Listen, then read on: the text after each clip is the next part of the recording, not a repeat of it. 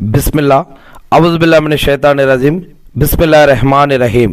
శాపగ్రస్తుడైన సైతాన్ బారి నుంచి సృష్టికర్త అయిన అల్లా యొక్క రక్షణని, అల్లా యొక్క సహాయాన్ని, రక్షణ వేడుకుంటూ ఉన్నాను. ఆమీన్. అల్లా ప్రవక్త మొహమ్మద్ సల్లల్లాహు అలైహి వసల్లం గారి పైన శాంతి సౌఖ్యాలు కురిపించండి వల్ల ఆమీన్. అరబ్బీలో ఉన్నటువంటి ఖురాన్ గ్రంథాన్ని తెలుగులో ఉన్నట్లుగా చదువుకుంటూ ఉన్నాము. ఈరోజు 16వ సూర అన్ నహ్ల్ సూర. ఈ యొక్క సూర అవతరణ మక్కాలో. దీంట్లో 128 ఆయతులు ఉన్నాయి లేదా వాక్యాలు ఉన్నాయి. 128. ముందుగా అపార కరుణామయుడు పరమ కృపాశీలుడైన అల్లా పేరుతో ప్రారంభం.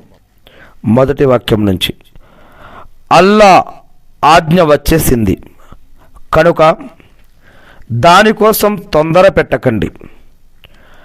ఆయన పరమ పవిత్రుడు. వీరు ఏదైతే కల్పిస్తున్నారో ఆ కల్పించే భాగస్వామ్యాల నుండి ఆయన పవిత్రుడు మరియు ఉన్నతుడు.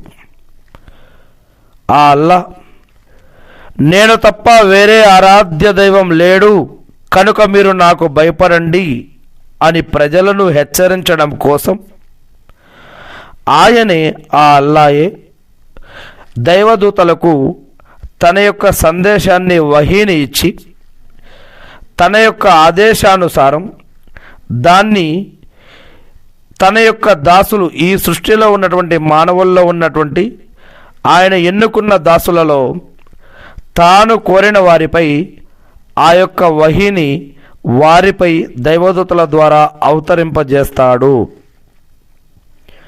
నేను తప్ప వేరే ఆరాధ్య దైవం లేడు కనుక మీరు నాకు భయపడండి అని ప్రజలను హెచ్చరించడం కోసం ఆయనే దూతలకు తన యొక్క వహీని ఇచ్చి, గ్రంథాన్ని ఇచ్చి, జ్ఞానాన్ని ఇచ్చి, చట్టం, న్యాయం, ధర్మం, జీవన పద్ధతులు, ఆరాధన పద్ధతులు ఇటువంటివన్నీ కూడా ఆ యొక్క దైవదూతలకు ఇచ్చి తన యొక్క ఆదేశానుసారం దాన్ని తన దాసులలో తాను కోరిన వారిపై అవతరింపజేస్తాడు.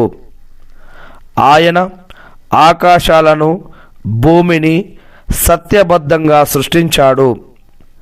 వారు కల్పించే భాగస్వామ్యాలకు, షిర్కుకు ఆయన అతీతుడు, ఉన్నతుడు.